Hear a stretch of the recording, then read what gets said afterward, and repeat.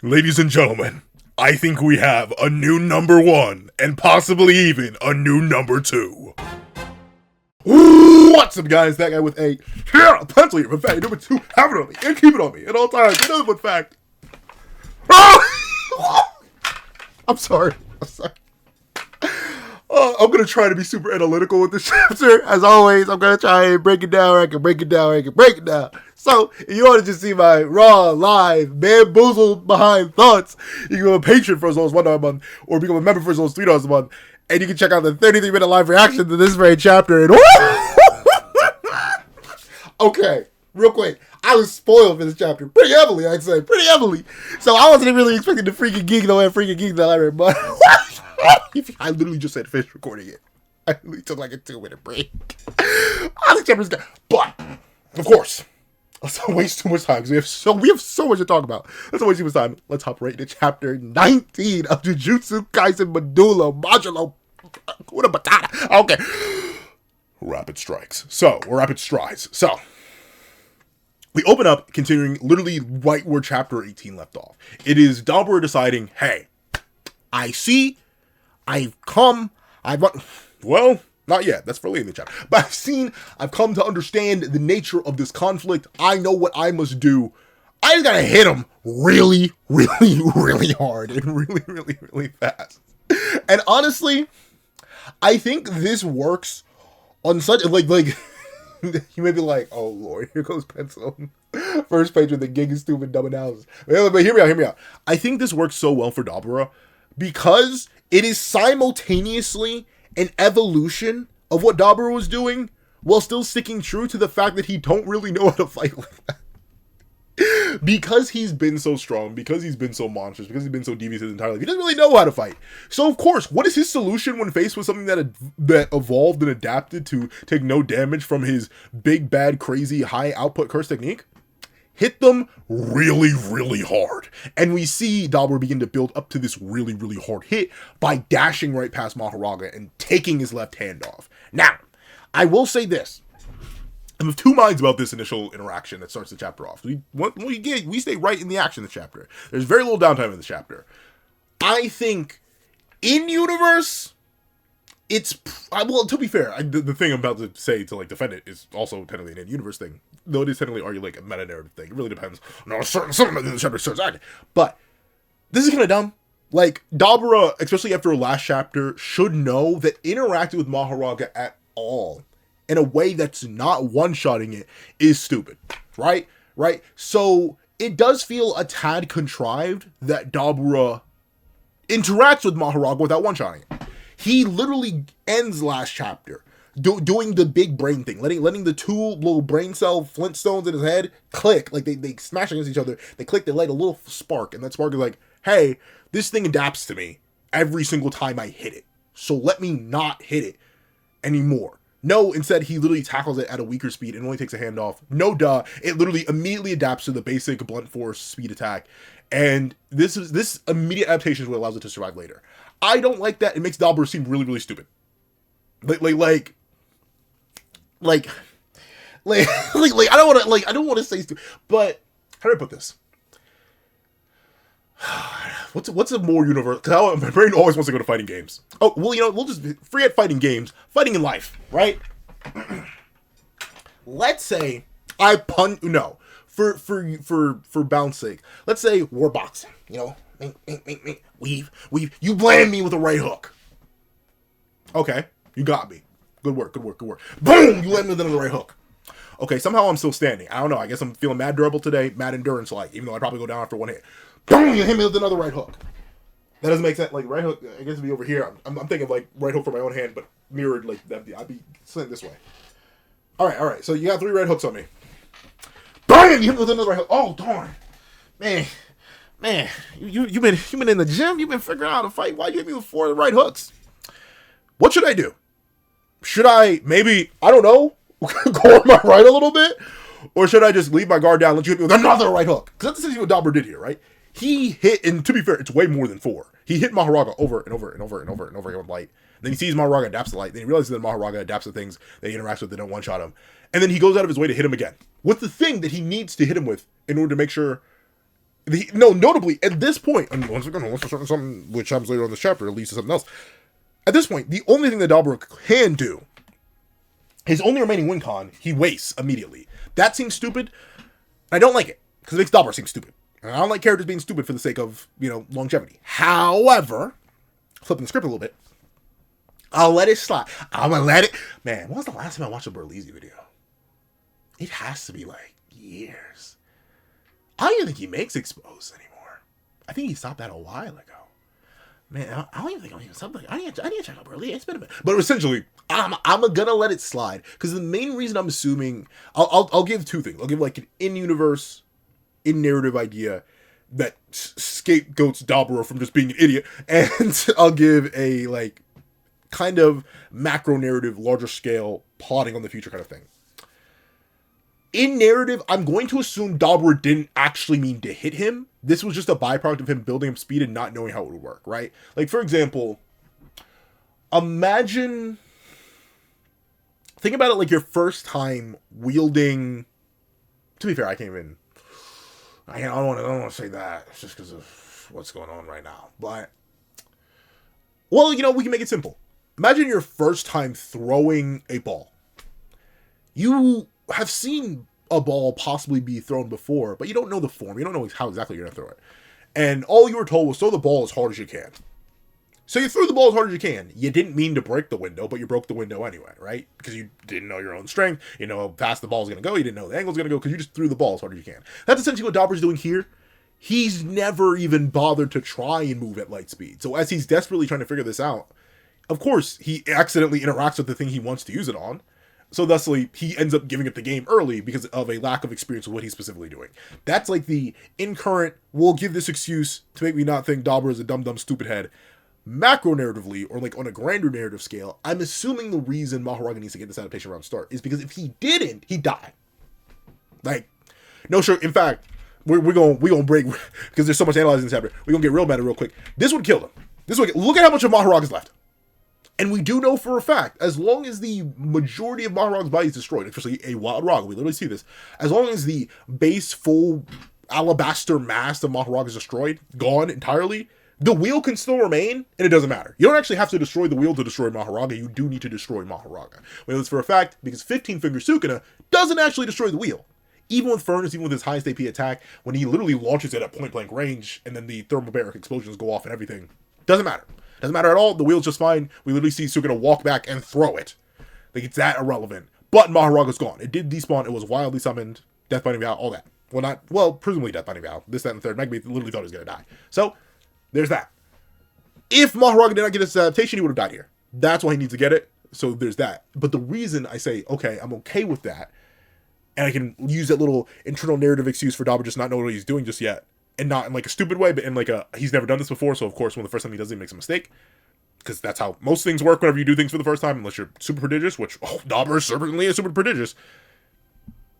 The reason I think this needs to happen is because a third party of some sort is occurring.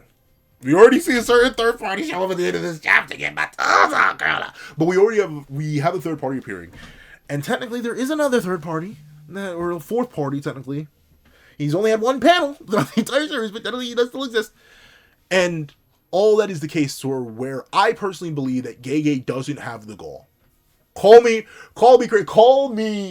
begging for the monkey's paw to curl type beat. But I don't think Gege has the nerve to off Yuka. Because remember, that's the big overlying portion of this battle. No matter who wins, if Dabura dies, Maharaga goes away and Yuka dies. If Dabura lives and wins, Maharaga goes away, Yuka goes away and instantly dies.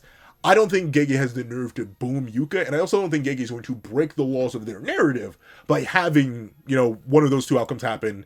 Dabura dies or Maharaga dies, then Yuka just lives spontaneously anyway. She's literally confirmed to be in a suspended state of death. She's dead right now. She needs to be healed in the same way that Megami was in a suspended state of death, and he needed to be healed by an external force. There is an external force at the end of the chapter. Whether that external force has unlocked external RCT, unknown. But I'd say pretty darn likely, just considering who he's hard paralleling in terms of this entire dynamic between an extremely powerful character against Maharaga, shockingly enough, in the remains of a major Japanese city. I wonder what a certain character who appears at the end of this chapter could end up being a reference to.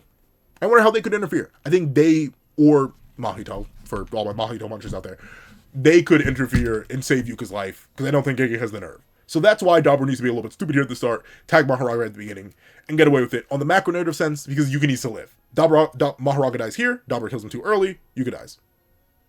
Doesn't seem like an even trade-off. That's why I let it slide. But, all that being the case, a detail I love here is seeing that Dabura's third eye is so concentrated, even in comparison to his regular two eyes, that it literally begins to go black. Like there's the speeds he's starting to move at is literally starting to break down the fundamentals of his body. And we even see the speeds he's moving at beginning to break down the fundamentals of not necessarily time and space, but the man moves so fast that Maharaga begins to be replicated time and time and time again. Now, what is this called? Hold on. And this is why you look things up before you hit the record button. Is it the observer effect? I feel like it's time-based. Hold on. Observer effect. The observer effect is a phenomenon. Hold on. In physics, the observer effect is a disturbance of an observed system by active observation. This often results in utilizing instruments. So this isn't what I'm looking for. That's when not observing light operates as a wave, but then being observed, it acts as a particle. That's not it. It's essentially the idea that Dabura is moving so fast that the reason there are multiple Maharagas here isn't that Maharaga spontaneously developed the multi-shadow clone jutsu, is that Maharaga is basically frozen in time compared to Dabura. It's still in that moment where it just regened its hand and then it went back into neutral stance. Because Dabura is moving so much faster than it. But I think this is an important thing to note for like Maharaga, and it feeds into a debate that's kind of been going back and forth and back and forth and back and forth ever since Maharaga's been introduced, but especially when Gojin Sukuna came out and things that happened there, it resparked again, and now it's going to respark again presumably after this. I think this, if anything, hardly confirms that Maharaga does not adapt speed stats. It definitely seems to adapt Dura, naturally, it becomes immune to certain techniques, but I don't think it adapts AP, and I don't think it adapts speed. Because Dabura is still not moving at light speed. The chapter goes out of its way, we'll get to it in a second, but the chapter goes out of its way to clarify, despite Maharaga essentially being multiplied. Okay, I'm going to look up the effect, and I'll speak at the same time.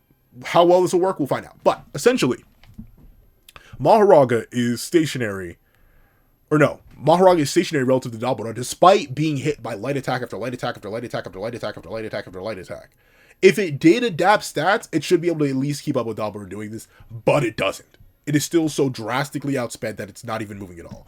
But, as I say that, what is it when something is moving so fast that everything around it duplicates while frozen? Duplicates while frozen. Let me see. Spin really fast, like they're moving. The wagon wheel effect? Effect that freezes an object. The stroboscopic effect makes spinning blades fans. Okay, is it that? Is it the stroboscopic effect? Hold on, let me see. Hold on. Kiapi? Let me see.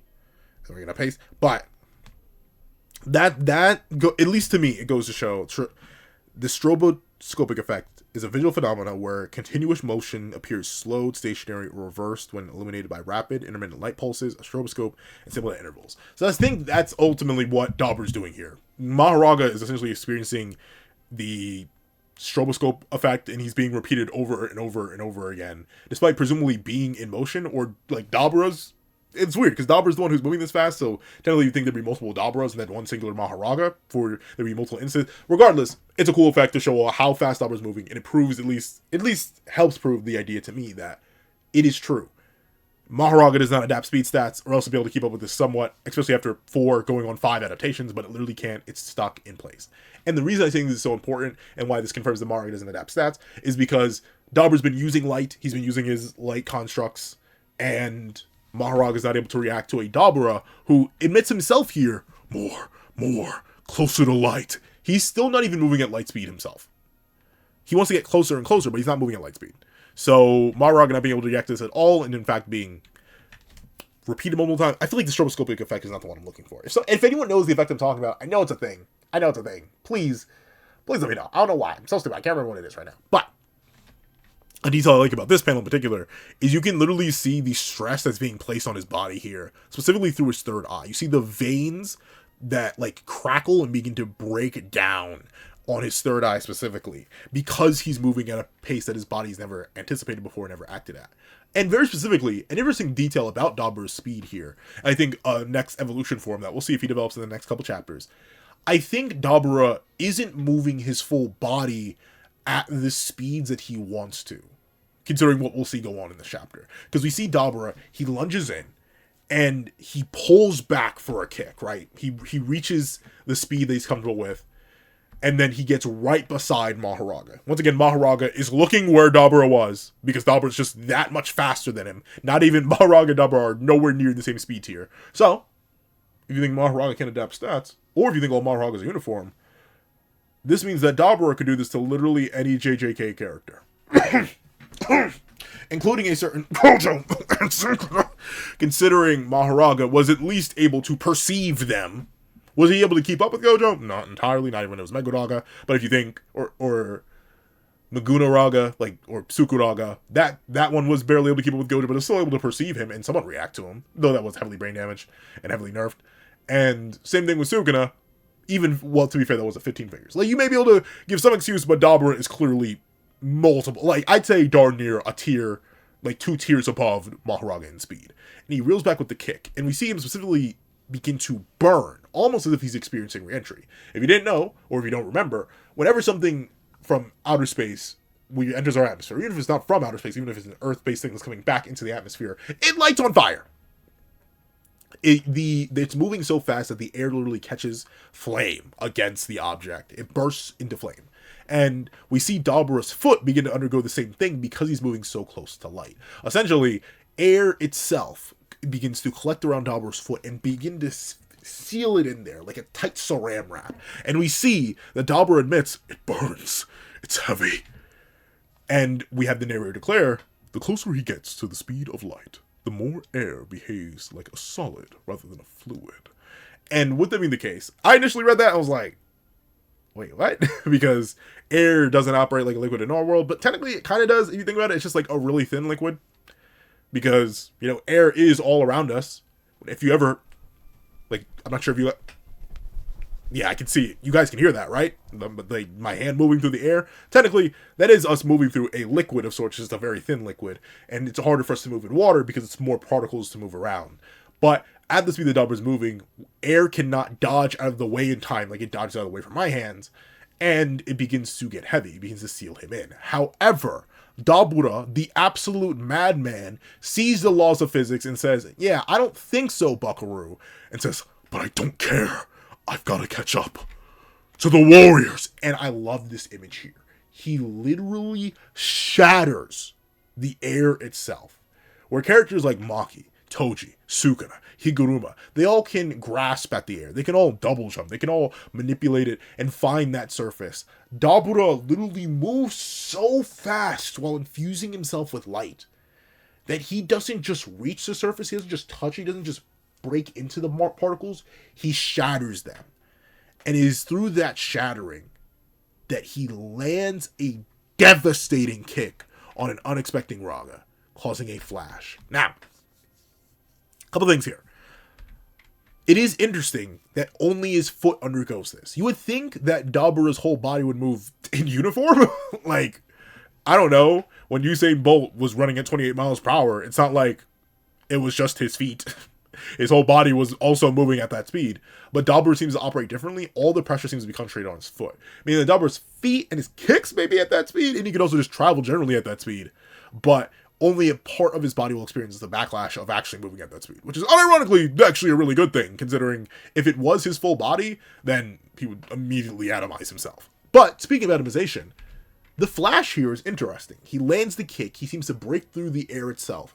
And in this case, I think this flash, which leads into this gargantuan explosion, I think Dabura may have accidentally, well, to be fair though, it doesn't mention any radiation spikes, so maybe not.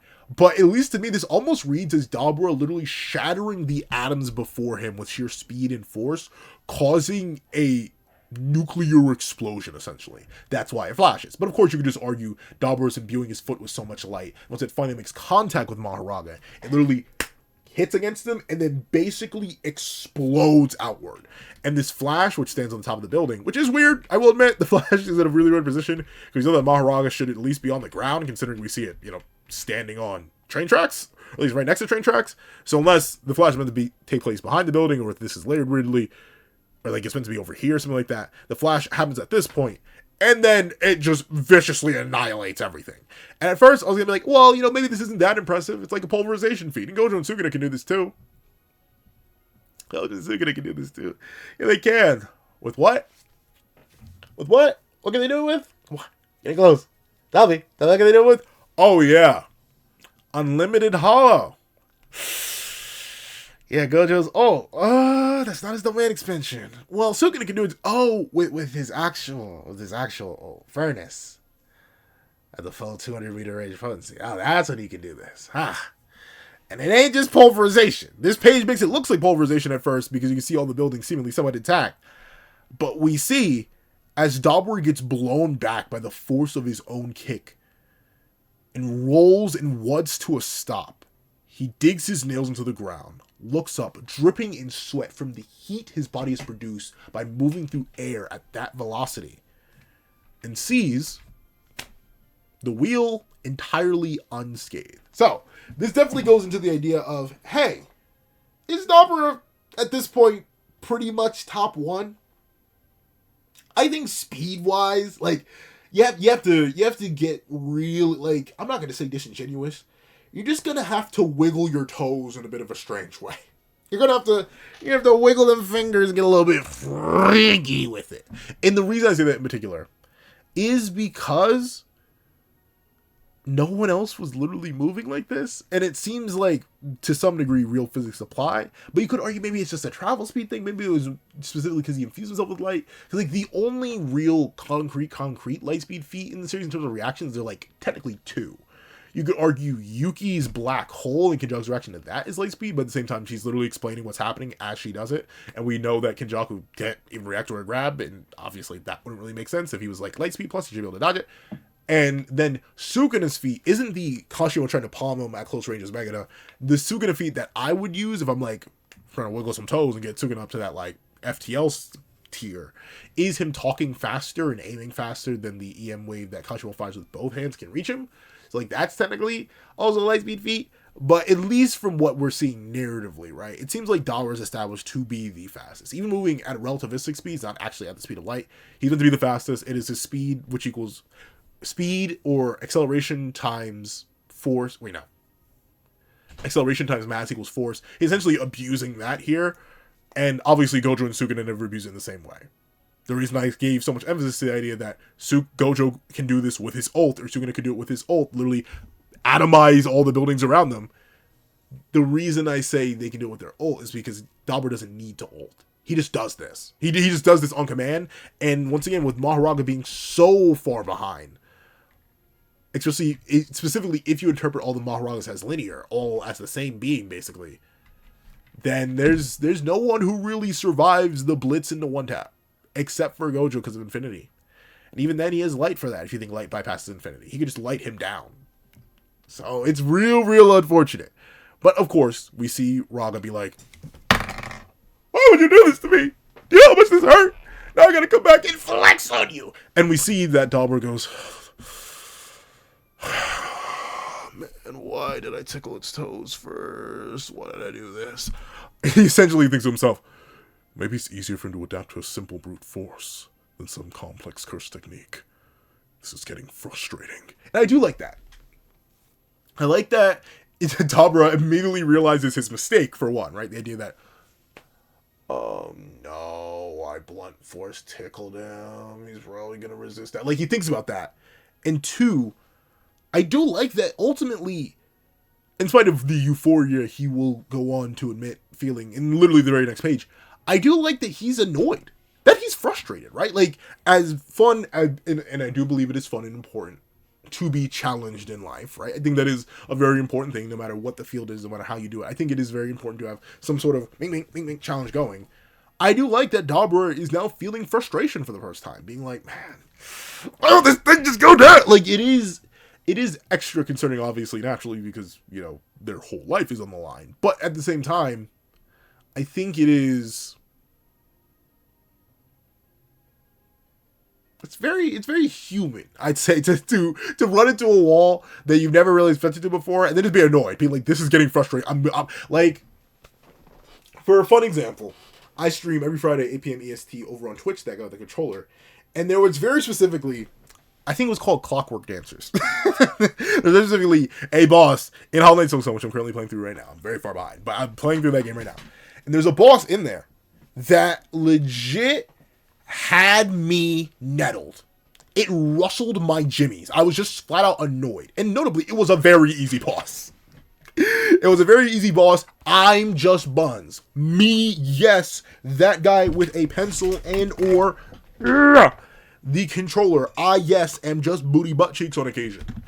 And to a degree, it went from, oh, you know, this is a little bit of a challenge, but let me just lock it and do this, to, this is getting frustrating. This is very annoying. I don't like it anymore. I do understand Dabura on that front. But at the same time, in many other cases, such as with The Last Judge from the same game, Hollow Knight Silksong, I also get Dabura's feelings here. But at the same time, I've never experienced this before. A part of me is actually enjoying fighting. That is beautiful. That, like, I always talk about, like, the importance of challenge and the importance to keep yourself sharp, and always remember that even if there isn't a bigger fish around you, there are other lakes and other ponds and other seas that have bigger fish, and even those bigger fish have bigger fish, right? Like, it's important to remember the world is vast and big, and even though you're very good at what you do in your specific localized area, that doesn't necessarily mean you are the greatest everywhere. I've been humbled in almost, like, I'm trying to think, outside of, like, no, even in eating, like, legit, in almost every single aspect of my life, I've been humbled in one way or another. Whether it be content creation, whether it be professional world, whether it be back in my education days, whether it be anything, I was always humbled by somebody. There always was, truly, a bigger fish.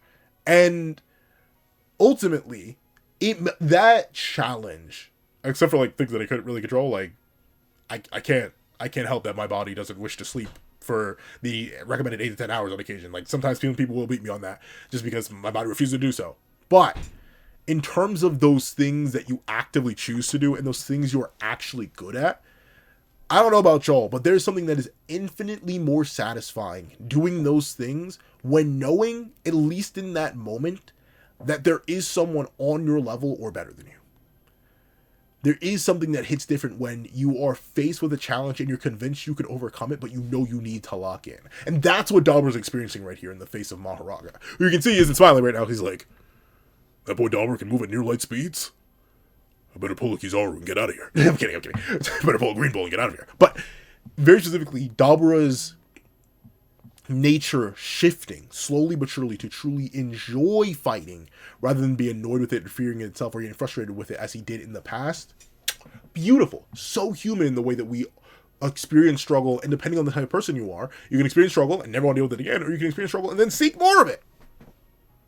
I'm the latter. I don't know, something's wrong with me. But I love seeing that same exact thing being wrong with Dabura. And once again, this feeds into the idea of Dabura truly becoming a warrior, but very specifically a sorcerer.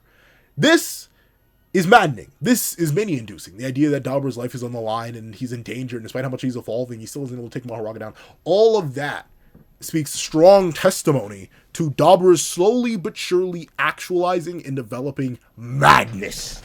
Mad thing. It's a mad thing. And it's all because Dabura is now experiencing what it truly means to be a sorcerer, truly mean to be a warrior. He's now finally feeling that. And thusly, he's beginning to enjoy that insanity. The pain, everything that comes with it, he's beginning to enjoy it. However, we see he's enjoying it.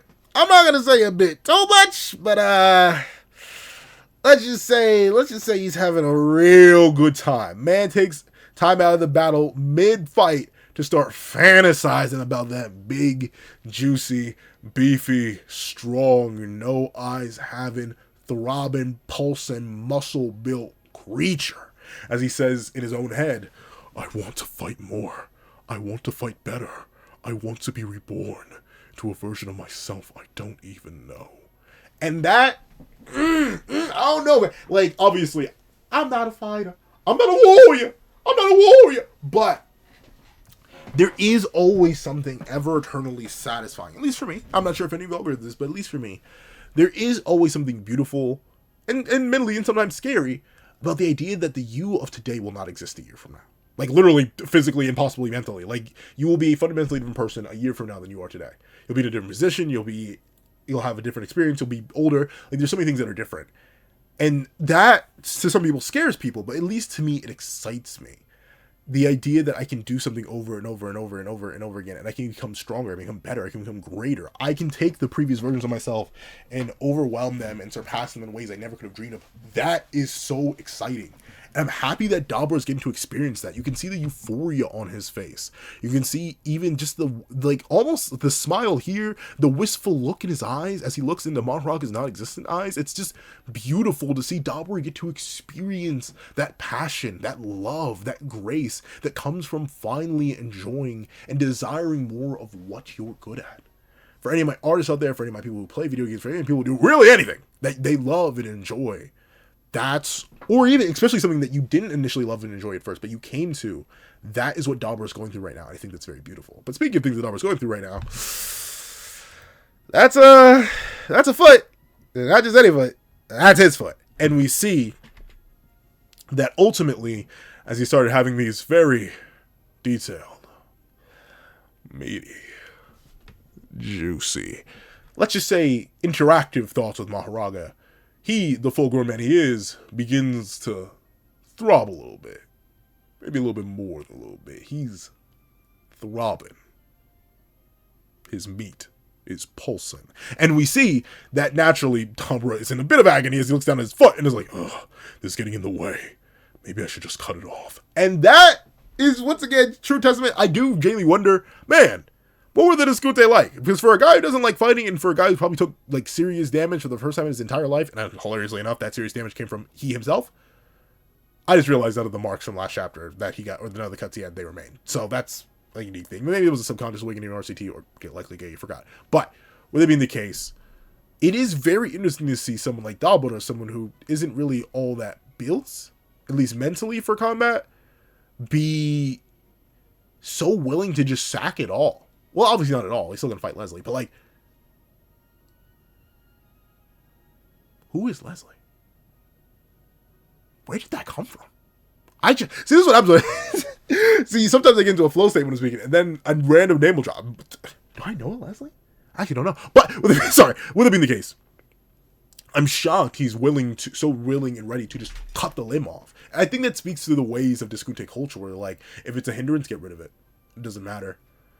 That's the only way you can utilize and truly operate at full strength to destroy it. Even though we know for a fact within the laws of Jujutsu, the more and more you destroy your body, the less and less of the body you have, the lower and lower output you have. So Dabura actually cutting his leg off here would make things worse, but because of likely his indoctrination and his raising, he sees the now entirely charred leg as a nuisance, which does imply that he was then going to go in for a right kick. Oh no, the left kick failed? Anyways, and just immediately go in, swinging again with his right, but this time hopefully to actually atomize Maharaga. But we see that naturally Dabura begins to think, right? As he looks down at his charred leg and is like, should be easy enough for any of them down there to damage. Let's keep it pushing. Once again, I'm thinking of different things. Hold on. Let me hit some jump jacks real quick. I think the easiness is getting me. Hold on.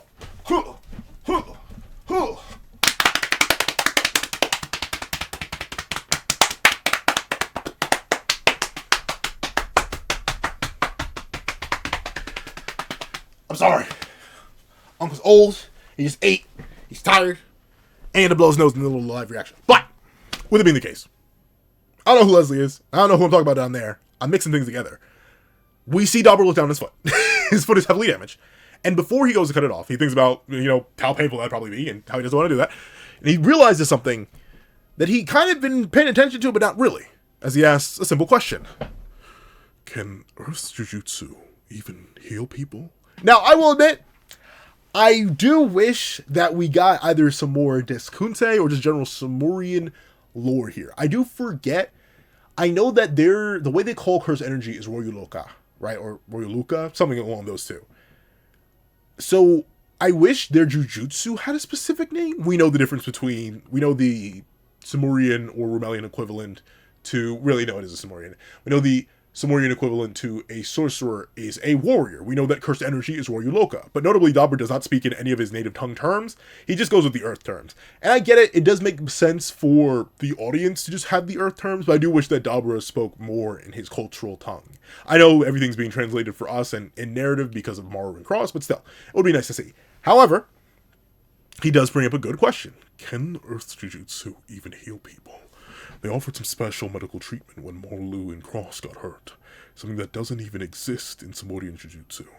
How can you heal with cursed energy, which is negative energy? Still, starting with the spiritual being's blade, I can feel an energy that's different from an ordinary cursed energy pool. So, multiple things here. Number one, Dabura's resolve, right? I mentioned this already, the willingness to cut off his own leg just to keep fighting. Number two, the fact that he, in this instant, immediately leaps to, I should cut my own arm off, to, wait, no, don't do that. Let's just think about what's been around us. Showing that Dabura definitely does have a strong analytical mind. It's just that many people, not knowing anything about Maharaga, would probably fall for the okie doke if their names weren't Ryoma and Sukuna.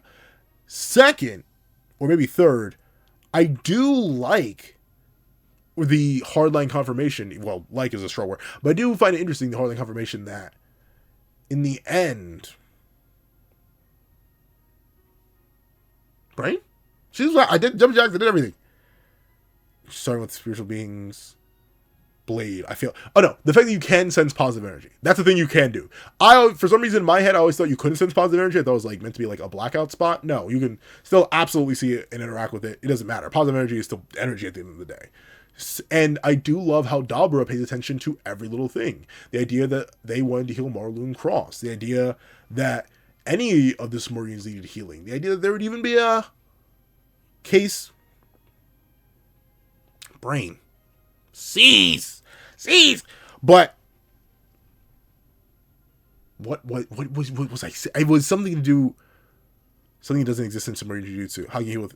Essentially, Dabura piecing together all these little disparate details that he was barely involved in and barely interacted with is very impressive, because he essentially takes all of this data on something he does. Oh, the other important thing, not only he just sense positive energy, which is interesting, means Sukuna took that back shot willingly, and or was really not paying attention, and two, it means that in terms of Jujutsu, Earth is still levels upon levels ahead, as Dabura doesn't even know what positive energy is. It's never been taught to him, which is actually pretty crazy.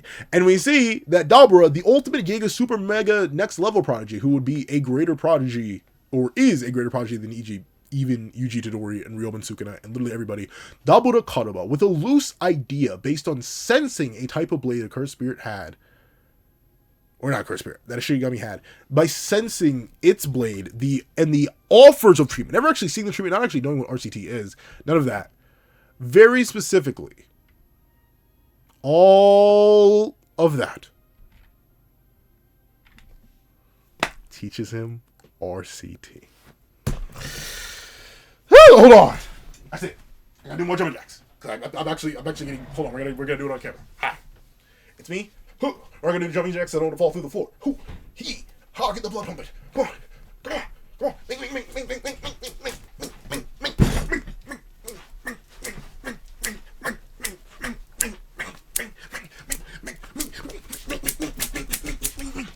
Whew.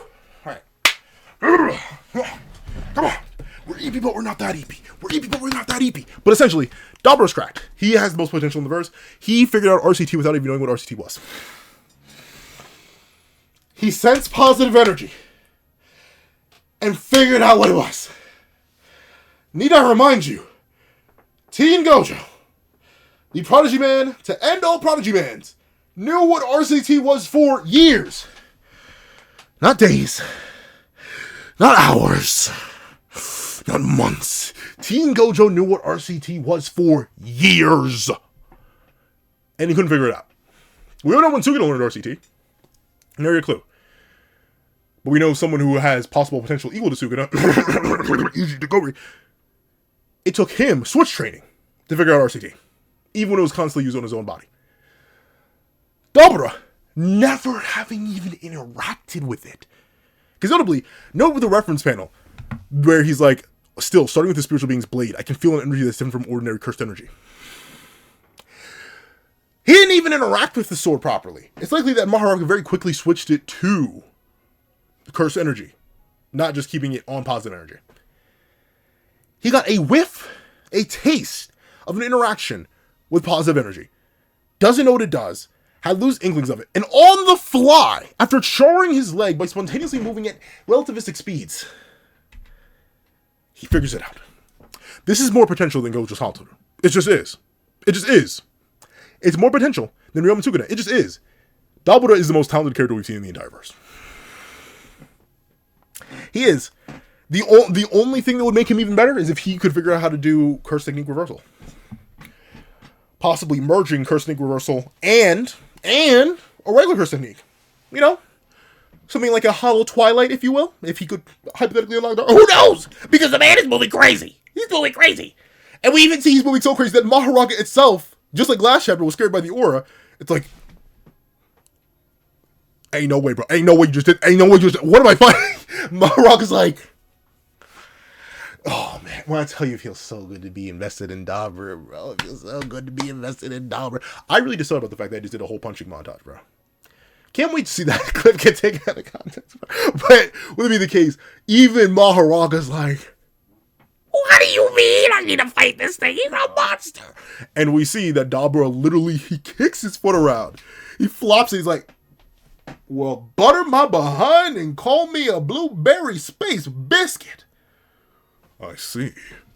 This Jujutsu is quite advanced. And yes, it is. Dabura, he's way too goated. I love him. He's literally my favorite Modulo character. I know. Oh, Pencil Man, you're like the strongest written characters. No, I like Yuji ITADORI. He's my favorite character at the end of original JJK. He's not the strongest by EOS. But now, though, who knows how strong that boy could be. But with it being the case, amazing first chunk of the chapter. Amazing development for Dabura. And you may be like, well, aren't you a little bored that he's super crazy Giga Prodigy Man? No, I love it. I love it. I'm not like that at all, but still, I love seeing it. I love seeing him grow and develop, and I love that Maharaga is the catalyst for this development. I love seeing him truly enjoy life for the first time. Enjoy fighting, which has been his life. It's beautiful. Then, of course, blah, blah, blah, blah. I'm going to skip all the way to... No, I'm kidding. We see that things are not just heating up in terms of the battle between Maru and Cross, or Maru and Tsurugi, or Surika, or whatever, or just between Dabura and Maharaga. Very specifically, the chaos is ramping up everywhere. As the woman whose name I'm not going to look up, even though I should have done that in between review as well, but I'm not going to do it now. She says, now that Representative Dabura and Yuka are fighting, it's highly possible that the cursed spirits residing deep in Tokyo will come spilling out from the city, and scatter in all directions. But the biggest problem isn't quality, it's quantity. I doubt many cursed spirits above grade 2 would panic enough to flee Tokyo. Which is hilarious. Like, we saw some massive cursed spirits before. Like, so imagine that giant bull and that giant spider cursed spirit. I think we saw, like, massive birds. Imagine all of them just ore farming throughout the entire Maharaga Dabura fight. They're like, that boy Maharaga got a positive cursed energy so they could one-shot me. Nah, some light. And all the other creatures like, darn, that weird horned alien man. Those are some big light attacks. Pretty sure I'd instantly perish if I was hit by one of those. But I'm not gonna hit. I'm built. They're all the grade 1s and above are aura farming. Meanwhile, all the other curses are like, ah! And they proceed to run away. But with it being the case, the woman explains, instead, the frightened low-grade spirits will come flooding in like a tsunami, and it'll be our job to exorcise them.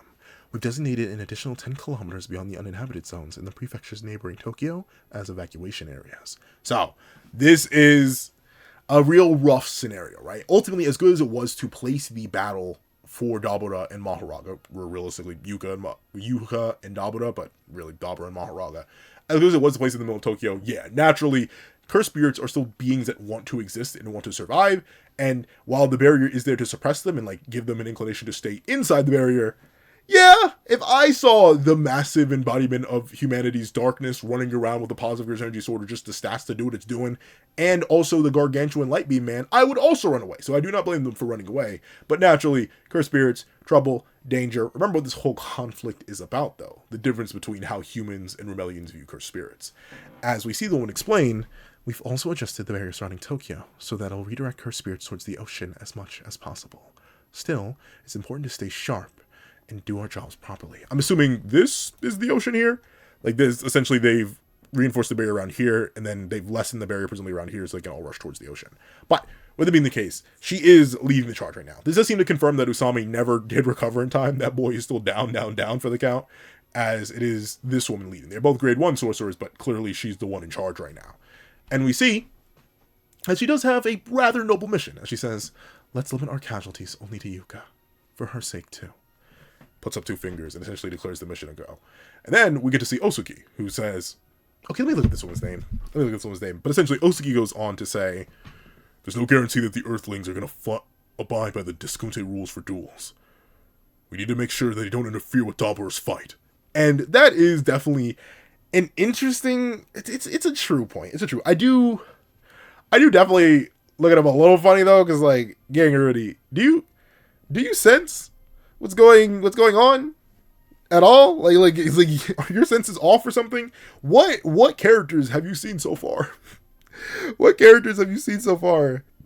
Oh my bad. What characters have you seen so far that make you think, oh yeah, buddy, they're definitely going to be able to go band for band? Where? I can't find the lady's name. I'm not gonna look that hard. She's not listed. Hold on. I went to the wiki. All right, whatever. But essentially, Osuki is supposedly doing all this to protect Dabura's fight. Realistically, I'm assuming this is to protect her spirit. He's playing it off as one thing, but I do think it's another, because I think Osuki even understands that Dabura doesn't need protection. There's like legit nothing the Earthlings could do to stop him. Maybe you're like, well, maybe he's worried because he now senses Maharaga running about and thinks, oh, maybe they have another Maharaga. No, I think Osuki's kind of full of it right now. And we see that even his friends are like, sorry to burst your bubble, Brody, but even if someone wanted to interrupt Dabura, I doubt they'd have an easy time, which is very, very true. Dabura could probably wipe the verse and Maharaga at the same time right now. It probably wouldn't be that difficult. If only the verse didn't have a certain lingering guardian. But with it being the case, we see that Osuki doesn't necessarily care about how difficult it would be to interrupt Dabura, as he says, regardless, they accepted the duel, so we gotta make sure they're not playing dirty. And I give respect, even though I definitely think it is still a bit of self-serving, and we already know that Osuki still others Dabura very heavily and very clearly. I do like that in a way, even if it is for the cursed spirits truly, and he's just saying things to say things right now, Osuki does give respect to Dabura, the Discunte, their culture and the nature of their duels, to go out of his way to be like, we got to do this to make sure Dabura is good. I don't care how hard it would be. He's fighting for our sake right now. He's doing the best he can to protect as many people, as many of us as we can, and to save us and to give us a proper new home. The least we can do, even as we sense him literally annihilate entire portions of a cityscape, the least we can do is provide him some sort of support and make sure the humans don't interfere. And we see Osuki say something that, but you know what though, this goes into the never-ending debate, because I still see it, the never-ending debate between who's in the wrong, Samurians or the Japanese people or the Earthlings. We see him say this: if you spawn any Earthlings, seize them immediately. I don't even care if you kill them. And notably, Osuki definitely is the outlier here, as both his own friends are like, they look at each other and are like, you heard that?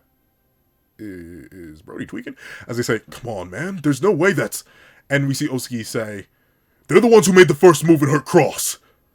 And that is the true thing, right? At the end of the day, I know a lot of people, I've seen it in my comments, I've gotten admittedly quite angry. Like, hey, sorry, if I see your comment, I don't really like it. Like, what you are on my channel. But I'm trying to be better. I'm trying to get multiple perspectives. But like, let's not act like the Sumerians weren't given all the information, or try to be as clear, upfront, and honest as possible, and then literally, like, unironically had one of their saviors gunned down for the guilt of fidgeting. Of fidgeting! After they were lied to. After they weren't given the full story. After they'd been accommodating in every way that they could. Because they weren't, like... I don't know, the main argument I've seen for the Sumerians are just bad people in general, they're dumb, stupid, like, I can't believe they're here and they're doing all this, they don't deserve right. It's the idea that, because they took over, because one of my main things, and I was talking with a friend about this, like, dude, like, the Japanese people aren't even really Japanese. They, like, slaughtered a whole bunch of the native Japanese population that were initially on that island, and then they took over. And then My friend, he was definitely tweaking a little bit when he said this. But my friend, and I've seen other people say this, the idea of, well, womp womp, too bad. They showed up, they had the power, they established everything. They have the right to decide who can do what on that land, vice versa, bada bing, bada boom. But, like, by that logic, then you wanted the Somorians to just send Dabura to slaughter all the people on the planet. Right? like, then you don't, because I don't know, man. If might makes right, then the Somorians are right. Until someone showed at the end of the chapter, the humans didn't have a candle in a thunderstorm. Gosh darn it, we've seen that if Dabura wanted to, if the Somorians were really about that action, they could have might makes right this entire scenario if they really wanted to, but they didn't.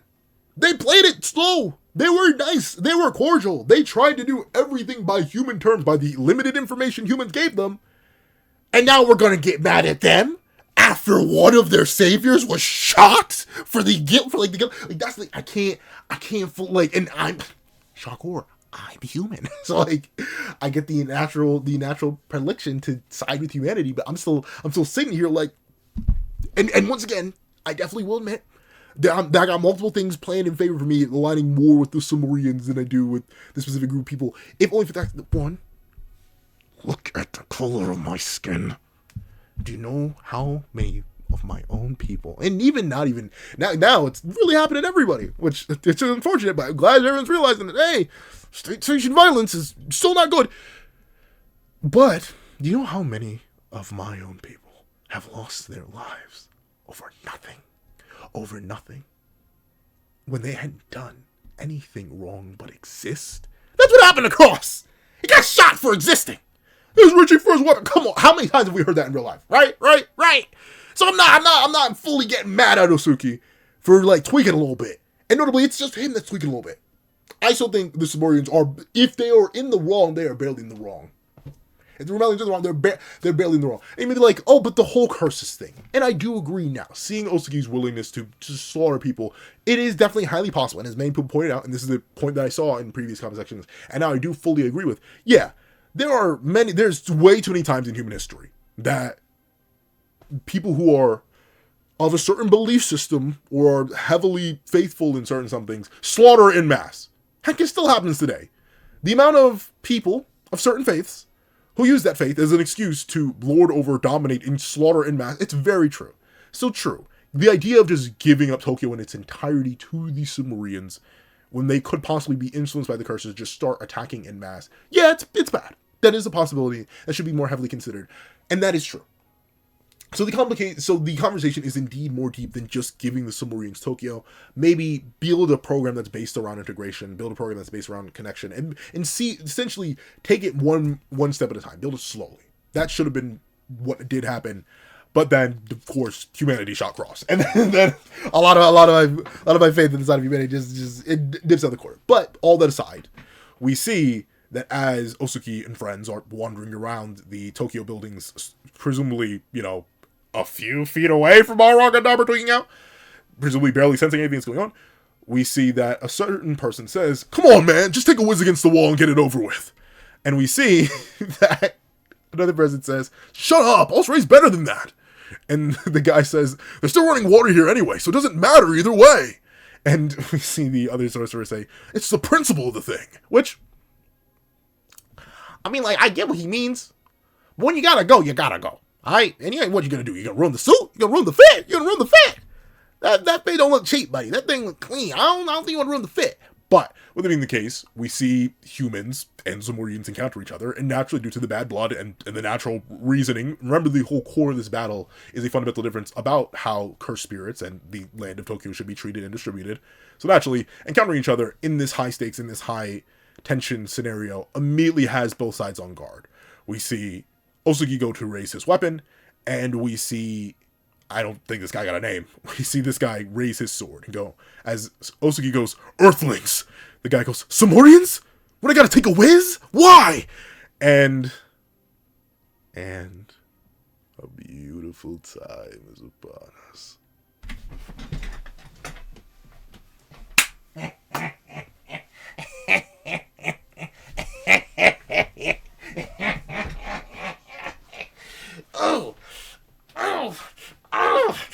Oh, oh, oh, kill him. Oh, oh.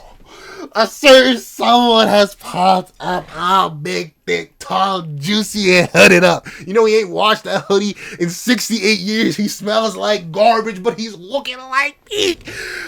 As he hears, Earthlings? Samorians? And we see the one man who transcended death itself go, man, I told him this would happen. Well, not like I actually said it out loud, but still. My glorious, handsome, miscommunicating king, Yuji ITADORI, bro. He's finally here. I used to pray for times like this, but he's here. And he's got a little something floating above his hand. Look kind of tiny, look kind of compressed, don't it? I wonder what it could be. But Yuji has shown up. Now, this is an interesting statement for him to make. Man, I told him this would happen. Not that I actually said it out loud, but still. That's interesting. There was, especially when Nobara made her cameo appearance, there was hot debate on whether or not she was telling the truth, right? Like, would it really make sense for Yuji, of all characters, you know, the guy who was told one thing, hey, make sure you're there for others, help as many people as you can, and try to surround yourself with friends when you perish?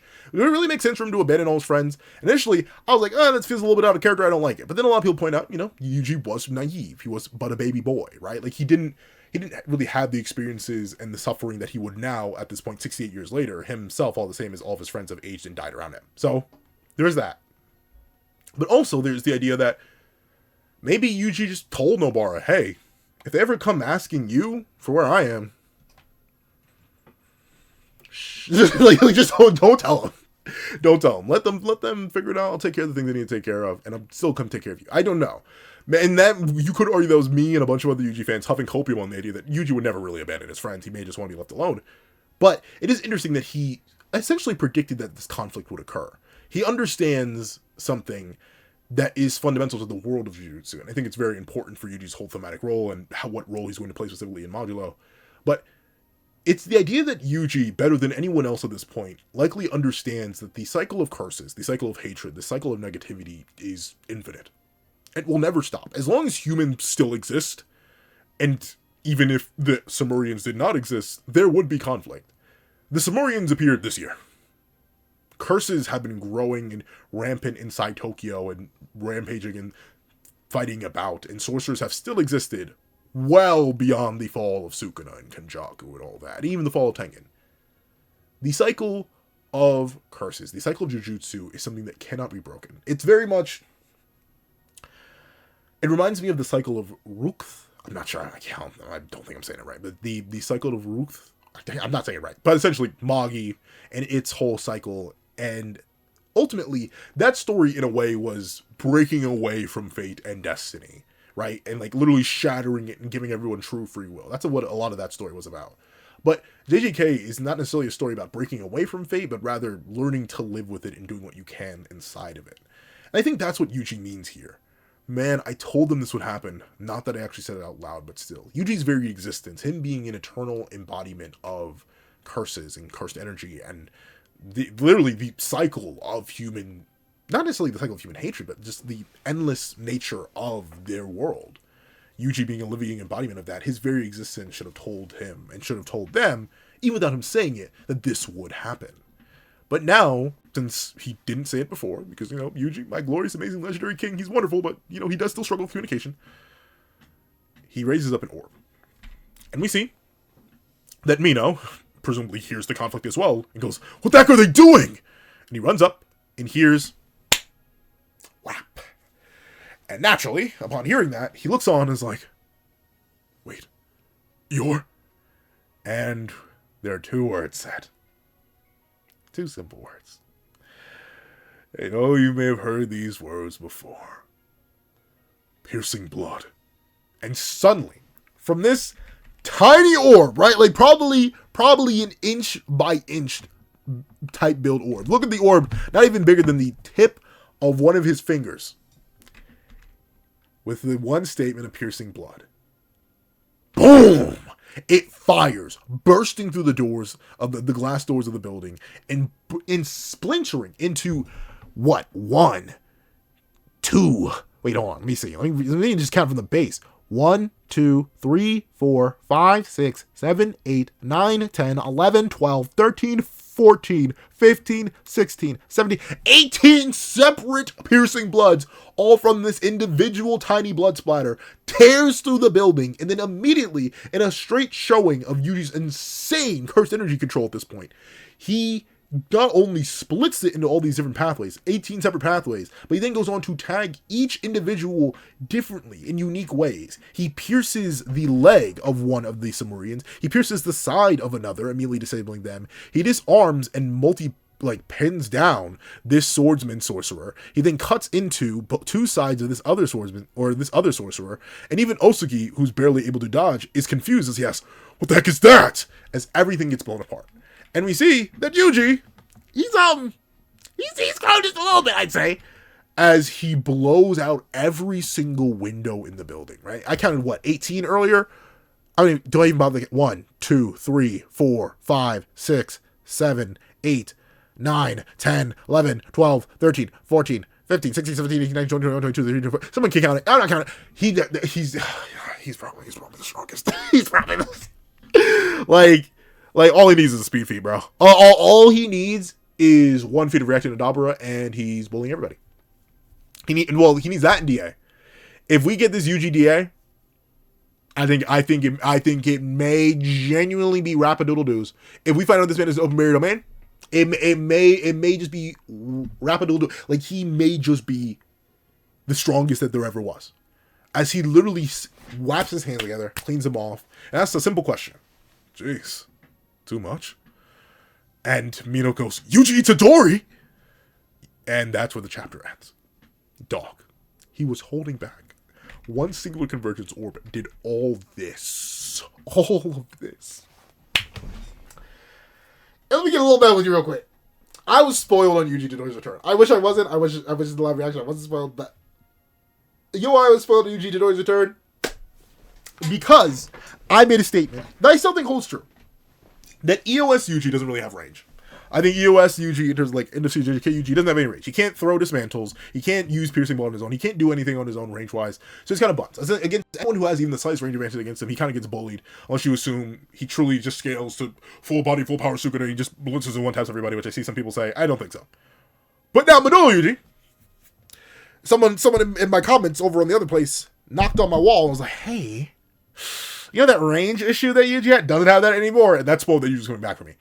But I didn't think it would be this. He's obviously the strongest blow manipulation user in the verse.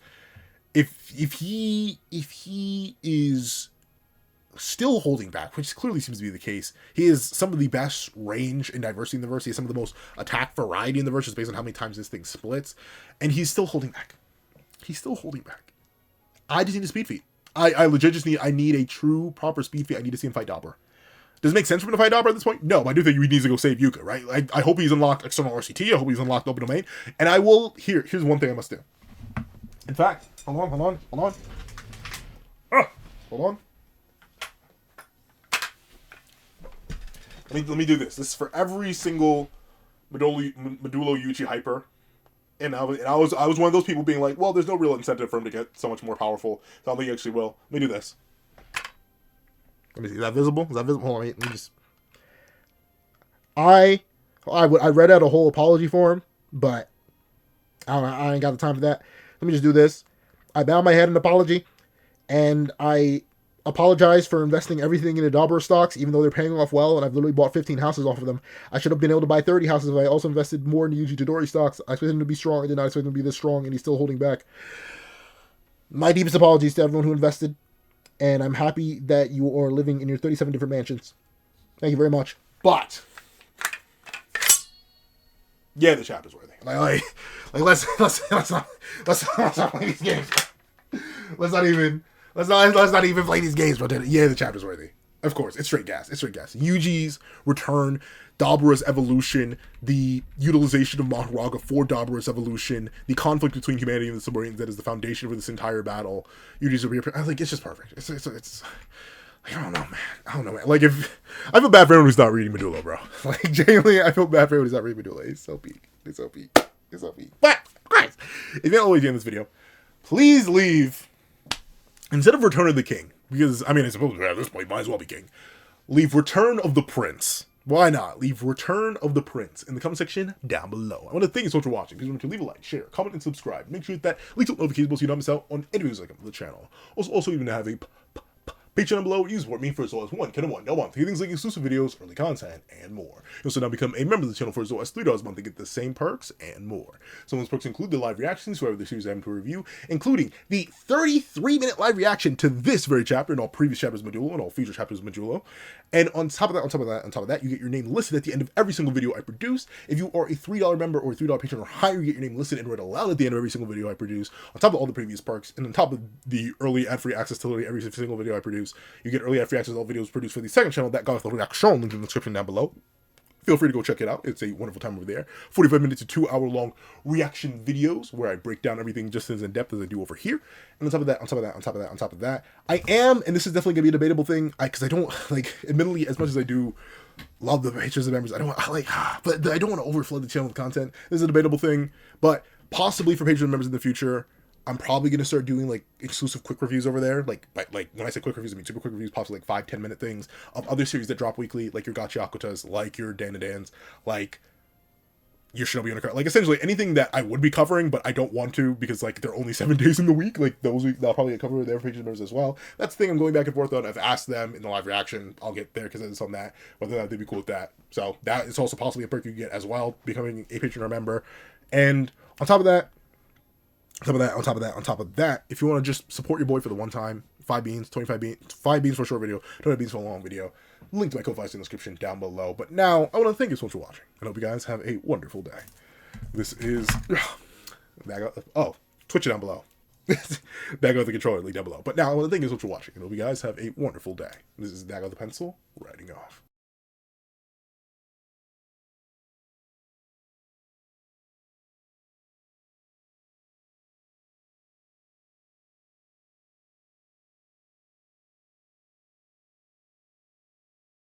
I'd like to thank you to our sketch tier members: Eternal Flame, Redwolf 4765, Astro, Glacier XZ, Zera, J2MA, Giyomi, Buddha Uda, Yuki Ally, Grim, Ollie, The Boy, Corey Watson, Damon Brown, Magic, CCC, Dino, Hector Gonzalez, Tim Thomas, Kilving, Julian Perez, RXN, Nevis97, Logan Guzman, Dead Mean, Keon Stewart, Donovan McIntosh, Sino King, Hamza Idrisi, BNA DNA, Edwin Ingbignoba, Straw, Athenzi Shear, and Tavius Mitchell, Azo2404, Superflame Zero, Weary Exile, Window Life, Alex Kenny, Victor Jacobs, Todd, The Practical One, Landon Clapwick, Heath Nelson, CAET, Funny Dude, Jagoda, Plant Crone, Striker Man, Brandon Payne, Black Sage, Multi-Batman Superman, Ramondo Furin, Zalim, Enzo, Union I Metatron, and Sheesh King. Then, ladies and thank you to Artline Art Tier patrons: A+A, Kevin Encarnacion, Sean, Dread Zoen, Midnight Lord 21, and Karina Hernandez.